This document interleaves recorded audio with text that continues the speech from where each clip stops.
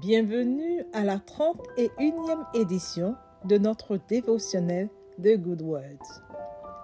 Notre verset principal est tiré du livre de Jean, au chapitre 6, au verset 9 qui dit « Il y a ici un jeune garçon qui a 5 pains d'orge et 2 poissons. Mais qu'est-ce que cela pour tant de gens ?» Plutôt que de commencer par un appel à la charité ou à une offrande, Jésus enseigna à ses disciples. Le livre de Jean, au chapitre 6, au verset 5 à 6, nous dit « Jésus regarda autour de lui et vit une foule nombreuse venir à lui. Alors il demanda à Philippe, « Où pourrions-nous acheter assez de pain pour nourrir tout ce monde ?» Il ne lui posait cette question que pour voir ce qu'il allait répondre, car, en réalité, il savait déjà ce qu'il allait faire. Jésus met ses disciples à l'épreuve pour approfondir leur foi. Ne négligez pas et ne sous-estimez pas ce que Dieu veut faire à travers votre vie, votre éducation, vos talents, vos dons, vos compétences et toutes les ressources que Dieu vous a données. Vous pourriez penser, que puis-je donner pour le royaume de Dieu? Que puis-je apporter à la mission de Dieu dans les nations, dans le monde?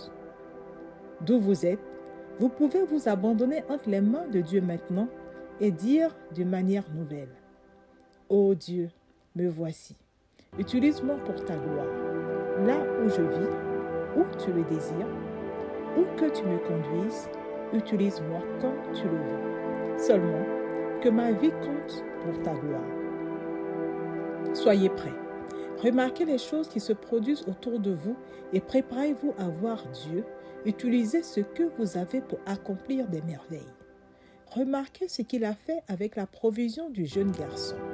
La Bible nous dit, dans le livre de Jean, au chapitre 6, au verset 11, que Jésus prit alors les pains, remercia Dieu, puis les fit distribuer à ceux qui avaient pris place sur l'herbe. Il leur donna aussi autant de poissons qu'ils en désiraient. Votre vie dans la main de Dieu sera certainement utilisée bien au-delà de ce que vous pouvez demander, penser ou imaginer. Donnez-lui simplement tout.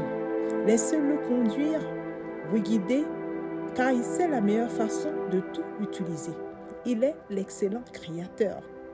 Passez une excellente nouvelle saison. Que Dieu vous bénisse.